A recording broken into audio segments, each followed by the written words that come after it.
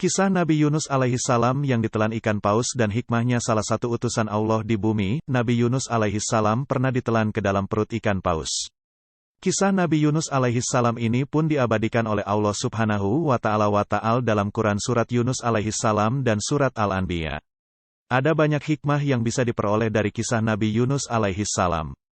Terlebih, kisah Nabi Yunus untuk anak banyak mengajarkan tentang kesabaran dan keimanan.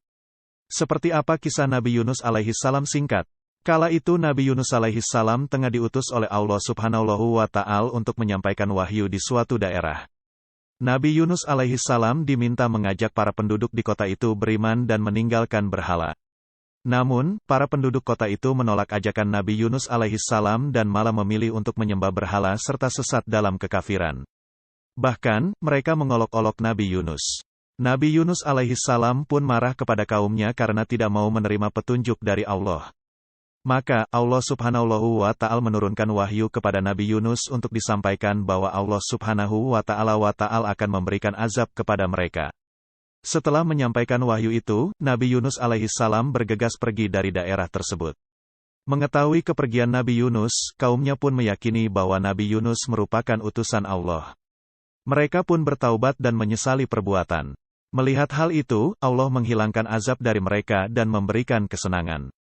Hal itu Allah Subhanahu wa Ta'ala firmankan dalam Quran surat Yunus ayat 98 yang berbunyi falaula kanat karyatun amanat fanafaha imanuha ila qauma Yunus, lama amanu kasyafna anham azabal khizi fil hayatid dunya wa matanaum ilahin. Artinya, maka mengapa tidak ada penduduk suatu negeri pun yang beriman, lalu imannya itu bermanfaat kepadanya selain kaum Yunus. Ketika mereka, kaum Yunus itu, beriman, kami hilangkan dari mereka azab yang menghinakan dalam kehidupan dunia, dan kami beri kesenangan kepada mereka sampai waktu tertentu. Namun, Nabi Yunus tetap meninggalkan kampung tersebut karena marah terhadap kaumnya. Padahal Allah Subhanahu wa Ta'ala belum mengizinkannya untuk pergi. Kisah Nabi Yunus dimulai ketika pergi ke tepi laut dan menaiki kapal. Sayang, cuaca saat itu tidak bersahabat sehingga membuat kapal oleng sehingga hampir membuat semua di atas kapal tenggelam. Maka, atas keputusan bersama semua barang yang berat dibuang ke laut untuk meringankan kapal. Namun, masih dibutuhkan satu orang yang dibuang ke laut maka dibuatlah undian dan ternyata undian jatuh kepada Nabi Yunus. Semua orang tak menginginkan Nabi Yunus untuk dibuang ke laut. Maka diulangnya lagi undian tetapi hasilnya tetap sama sehingga Nabi Yunus pun melempar dirinya ke laut. Pada saat yang bersamaan, Allah Subhanahu wa Ta'ala mengirimkan ikan paus untuk menelan dirinya tanpa merobek daging atau mematahkan tulangnya. Di dalam perut ikan paus Nabi Yunus berdoa memohon ampun kepada Allah. Kisah Nabi Yunus ini difirmankan oleh Allah Subhanahu wa Ta'ala dalam Quran surat Al-Anbiya ayat 87. Allah mengabulkan doa Nabi Yunus yang saat itu berada di dalam perut paus karena perasaan marah.